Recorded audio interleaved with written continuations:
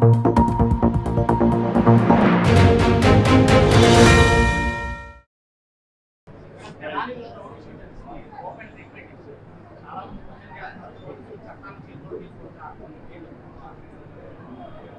నేను ఈ వర్డ్ మా డీజీపీ గారు సిపి గారు ముందు చెప్పాలి అంటే చెప్పాలో కూడా నాకు తెలియదు. కానీ చట్టాన్ని కంట్రోల్ చేయాల్సింది పోలీసులు. చట్టాన్ని పోలీసులు చేతిలోకి తీసుకోవడం ఏంటి? విషయం ఏంటంటే ఒకటండి, నాకు అర్థం కానిది ఏంటంటే తప్పు చేసినోడికి కులం ఏంటి, మతం ఏంటి, అదొక్కటి చెప్పండి. అది వాళ్ళ గాంజా బ్యాచ్. నిన్న కూడా మా వాళ్ళు డిపార్ట్మెంట్ అంతా కూడా ప్రెస్ నోట్ కూడా రిలీజ్ చేశారు డీజీపీ గారు. అసలు వాళ్ళ మీద ఎన్ని రౌడీ షీట్స్ ఉన్నాయి, అసలు తెనాల్లోని నాకే కాదండి, మీకు కూడా ఒక సోషల్ రెస్పాన్సిబిలిటీ ఉంది, ఒక విలేకరులుగా మీకు కూడా. ఒక్కసారి తెనాల్లో వాళ్ళ తాలూకా నేచర్ ఏంటి, వాళ్ళ తాలూకా బ్యాక్గ్రౌండ్ ఏంటి అన్నది ఒకసారి చెక్ చేయండి. యాక్చువల్గా ఒక గాంజా బ్యాచ్ పోలీస్ డిపార్ట్మెంట్ మీద చేసుకునేటప్పుడు అంటే ఫర్దర్గా ఒకసారి దానికి కూడా వీళ్ళు రాజకీయ రంగు పులిమేసి దానికి కులాన్ని అంటగట్టి మతాన్ని అంటగడతా ఉంటే ఇంకా పోలీస్ డిపార్ట్మెంట్ ఎలా వర్క్ చేసుకోవాలి? ఒకసారి ఆలోచించాలి. ఇదే పోలీస్ యాక్షన్ తీసుకోలేదు అంటారు, ఏదైనా ఒక స్టెప్ ఫార్వర్డ్ వేస్తే ఈ రకంగా మాట్లాడతారు. అంటే నేనేమంటానంటే కొంత పని మా డిపార్ట్మెంట్ చేసుకునే వాళ్ళు. అలాగని ఇప్పుడు అమాయకులను ఎవరిని కూడా మేము పడితే, ఇప్పుడు నేను ఒకటే మాట్లాడుతున్నానండి, ఇదే ఇప్పుడు ఎక్స్-సీఎం ఇప్పుడు ఈయన జగన్మోహన్ రెడ్డి ఏదేదో మాట్లాడుతున్నారు, ట్వీట్లో ఏదో పడుతున్నారు, రేపు కూడా వస్తారు అంటున్నారు.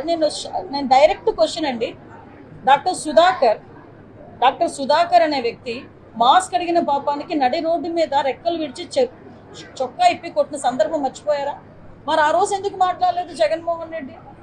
ఆ రోజైతే భావ స్వేచ్ఛా ప్రకటన, ఆ రోజైతే అదే చంద్రబాబు నాయుడు గారు అమరావతి చూడటానికి వెళ్తే బస్సు మీద రాళ్ళు ఇసురుతా ఉంటే ఆ రోజు ఎందుకు రాళ్ళు ఇసిరారంటే భావ స్వేచ్ఛా ప్రకటన అని మాట్లాడారు.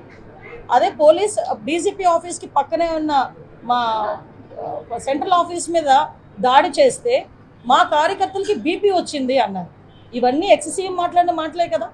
ఈరోజు ఇప్పుడు అదే వరప్రసాద్ అని, మన రాజమండ్రిలో వరప్రసాద్ అని ఇసుక మాఫియా గురించి మాట్లాడితే పోలీస్ స్టేషన్లో కూర్చొని శిరోముండనం చేస్తే మరి ఆ రోజు ఎందుకు మాట్లాడలేదు? దళిత నాయకుడు, ఆ రోజు దళితుడు ఎందుకు శిరోముండనం చేశారు అని చెప్పి ఆ రోజు ఎందుకు మాట్లాడలేదు? ఆ రోజు ఎందుకు వరప్రసాద్ ఇంటికి వెళ్ళి పలకరించలే? ఆ రోజు ఎందుకు డాక్టర్ సుధాకర్ ఇంటికి వెళ్ళి పలకరించలే? ఆ రోజు ఎందుకు ప్రవీణ్ ఇంటికి వెళ్ళి పలకరించలే? అంటే పులివెందల నాగమ్మ అనే అమ్మాయిని చాలా బ్రూటల్గా హత్య చేస్తే మేము వెళ్తే మా మీద అట్రాసిటీ కేసులు పెట్టారే. మరి పులివెందల నియోజకవర్గంలో నాగమ్మ ఇంటికి ఎందుకు ఆ రోజు జగన్మోహన్ రెడ్డి వెళ్ళలే? ఈరోజు రాజకీయ లబ్ధి గురించి కులాల్ని మతాల్ని రెచ్చగొట్టడానికి మాత్రమే ఈరోజు తప్పు చేసిన వాడి ఇంటికి, అదేవిధంగా గాంజాయి బ్యాచ్ వాళ్ళ ఇంటికి వెళ్తున్నాడంటే అతని బ్యాక్గ్రౌండ్ ఏంటో మనం కూడా ఆలోచించుకోవాలి, ప్రజలు కూడా ఆలోచించుకోవాలి.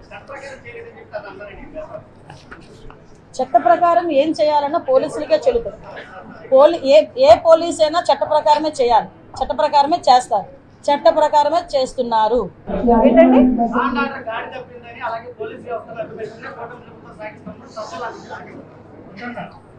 సజ్జల గారికి ఆ అర్హత లేదు. ఎందుకంటే లాస్ట్ టైం సజ్జల గారి చేతిలో, లాస్ట్ హోమ్ మినిస్టర్ చేతిలో కానీ సీఎం చేతిలో కానీ పోలీస్ డిపార్ట్మెంట్ ఉండేది కాదు, సజ్జల గారి చేతిలో ఉండేది. ఆ రోజు పరదాలు కట్టుకొని మా టీడీపీ వాళ్ళందరినీ కూడా హౌస్ అరెస్టులు చేసుకొని ఆ రోజు గాడి తప్పిన పోలీస్ డిపార్ట్మెంట్ని ఈ సంవత్సరం కాలంగా మా డీసీపీ గారు, మా సిపిలు, మా ఎస్పీలు, ఆఖరికి హోంగార్డు వరకు కూడా, అక్కడ స్థాయి నుంచి ఈ స్థాయి వరకు కూడా అందరూ వ్యవస్థని ఈరోజు కంట్రోల్లో తెచ్చుకొని లా అండ్ ఆర్డర్ సక్రమంగా చేసుకుంటున్నారు. అది ప్రజలు కూడా గమనించారు.